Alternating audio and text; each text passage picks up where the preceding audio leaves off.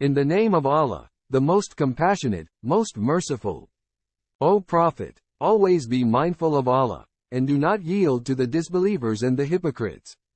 Indeed, Allah is all-knowing, all-wise. Follow what is revealed to you from your Lord. Surely Allah is all aware of what you all do. And put your trust in Allah, for Allah is sufficient as a trustee of affairs. Allah does not place two hearts in any person's chest, nor does He regard your wives as unlawful for you like your real mothers, even if you say they are. Nor does He regard your adopted children as your real children. These are only your baseless assertions. But Allah declares the truth, and He alone guides to the right way. Let your adopted children keep their family names. That is more just in the sight of Allah. But if you do not know their fathers, then they are simply your fellow believers and close associates. There is no blame on you for what you do by mistake, but only for what you do intentionally. And Allah is all-forgiving, most merciful. The Prophet has a stronger affinity to the believers than they do themselves. And his wives are their mothers. As ordained by Allah, blood relatives are more entitled to inheritance than other believers and immigrants, unless you want to show kindness to your close associates through bequest. This is decreed in the record. And remember when we took a covenant from the prophets, as well as from you, O Prophet, and from Noah, Abraham, Moses, and Jesus, son of Mary. We did take a solemn covenant from all of them, so that He may question these men of truth about their delivery of the truth. And He has prepared a painful punishment for the disbelievers. O believers, remember Allah's favor upon you when enemy forces came to besiege you in Medina. So He sent against them a bitter wind and forces you could not see. And Allah is all-seeing of what you do. Remember when they came at you from east and west, when your eyes grew wild in horror and your hearts jumped into your throats, and you entertained conflicting thoughts about Allah. Then and there the believers were put to the test, and were violently shaken. And remember when the hypocrites and those with sickness in their hearts said, Allah and His Messenger have promised us nothing but delusion.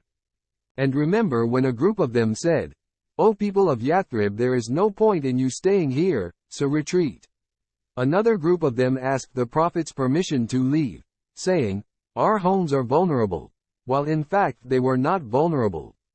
They only wished to flee.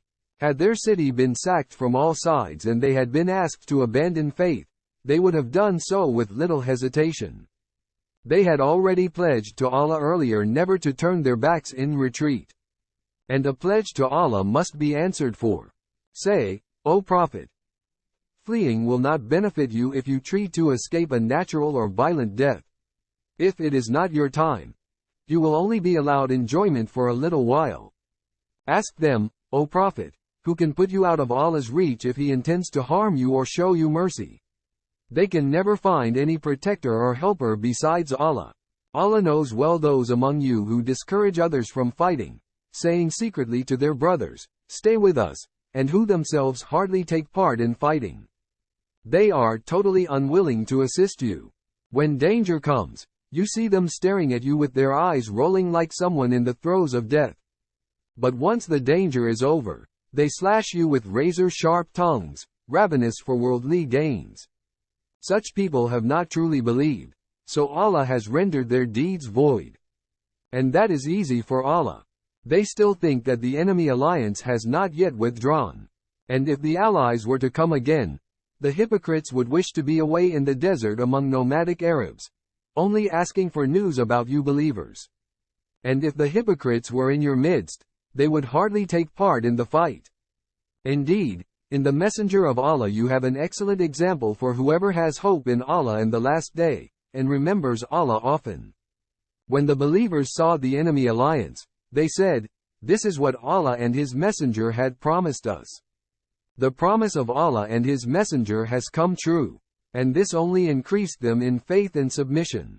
Among the believers are men who have proven true to what they pledged to Allah.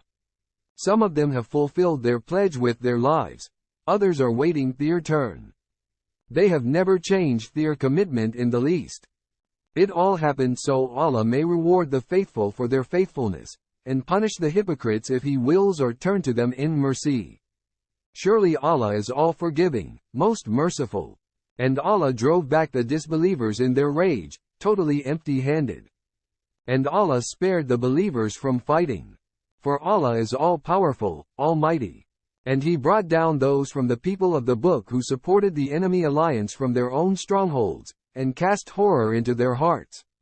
You believers killed some, and took others captive. He has also caused you to take over their lands, homes, and wealth, as well as lands you have not yet set foot on. And Allah is most capable of everything. O Prophet, say to your wives, if you desire the life of this world and its luxury, then come, I will give you a suitable compensation for divorce and let you go graciously.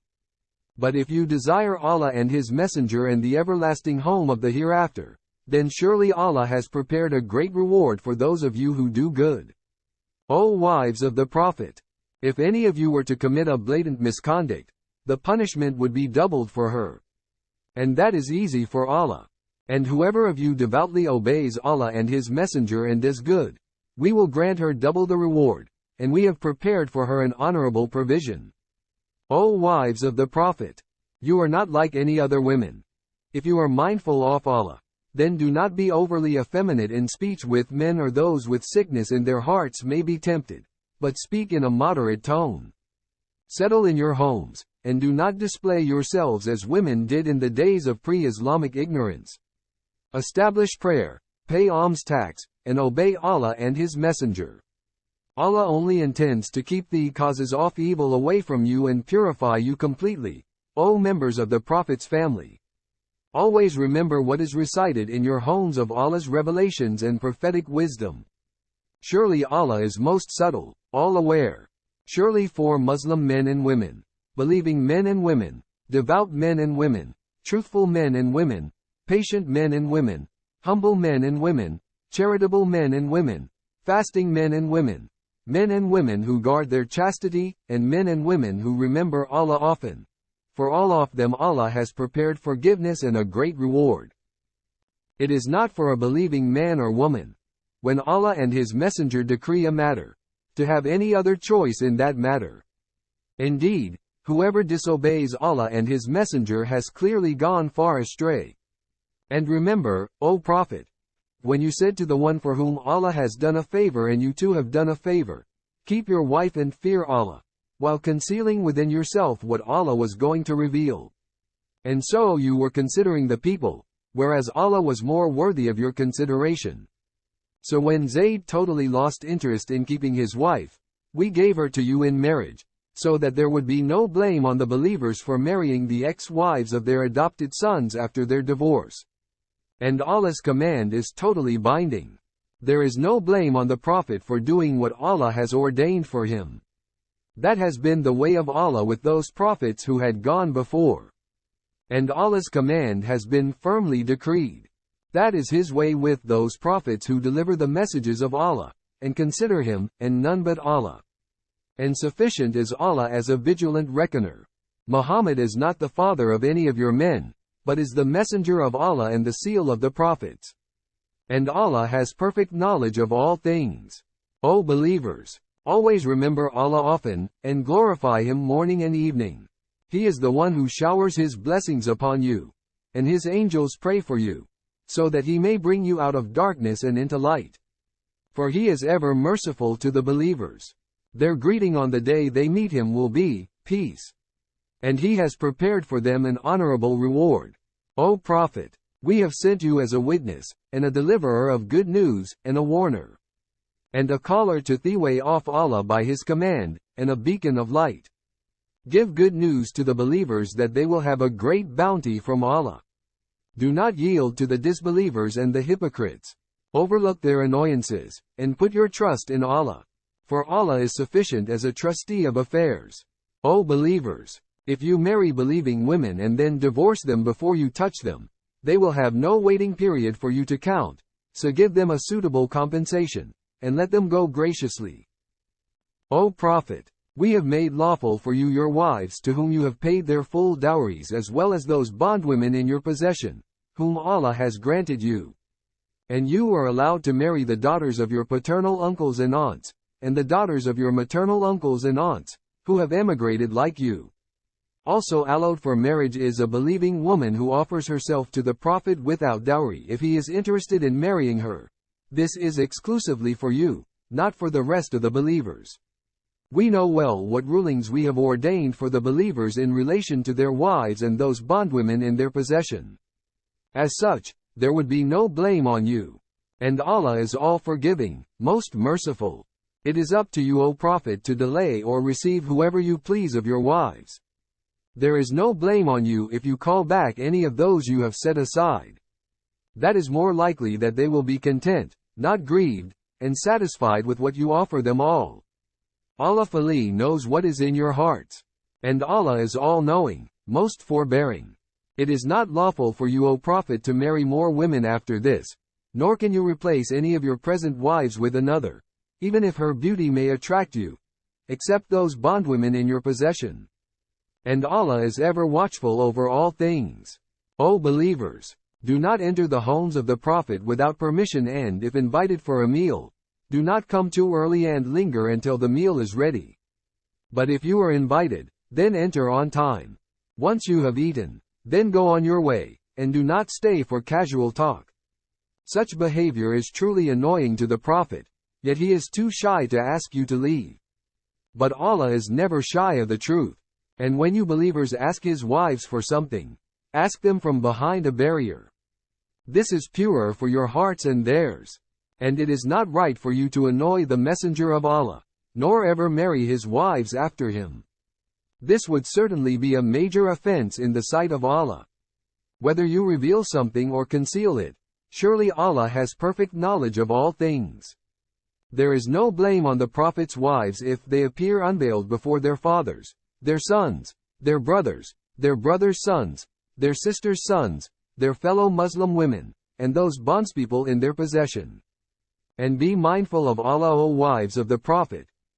Surely Allah is a witness over all things. Indeed, Allah showers his blessings upon the Prophet, and his angels pray for him. O believers, invoke Allah's blessings upon him, and salute him with worthy greetings of peace. Surely those who offend Allah and his messenger are condemned by Allah in this world and the hereafter. And he has prepared for them a humiliating punishment. As for those who abuse believing men and women unjustifiably, they will definitely bear the guilt of slander and blatant sin. O Prophet, ask your wives, daughters, and believing women to draw their cloaks over their bodies. In this way it is more likely that they will be recognized as virtuous and not be harassed. And Allah is all-forgiving, most merciful.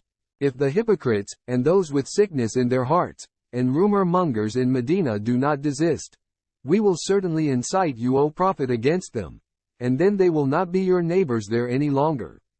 They deserve to be condemned. If they were to persist, they would get themselves seized and killed relentlessly wherever they are found. That was Allah's way with those hypocrites who have gone before. And you will find no change in Allah's way. People ask you, O Prophet, about the hour. Say, that knowledge is only with Allah.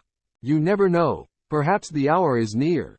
Surely Allah condemns the disbelievers, and has prepared for them a blazing fire. To stay there forever and ever. Never will they find any protector or helper.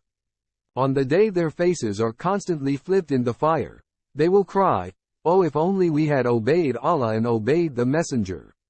And they will say, "Our Lord, we obeyed our leaders and elite, but they led us astray from the right way. Our Lord, give them double our punishment, and condemn them tremendously." O believers, do not be like those who slandered Moses, but Allah cleared him of what they said. And he was honorable in the sight of Allah. O believers, be mindful of Allah, and say what is right. He will bless your deeds for you, and forgive your sins. And whoever obeys Allah and his messenger, has truly achieved a great triumph. Indeed, we offered the trust to the heavens and the earth and the mountains, but they all declined to bear it, being fearful of it. But humanity assumed it, for they are truly wrongful to themselves and ignorant of the consequences. So that Allah will punish hypocrite men and women and polytheistic men and women, and Allah will turn in mercy to believing men and women. for Allah is all forgiving, most merciful.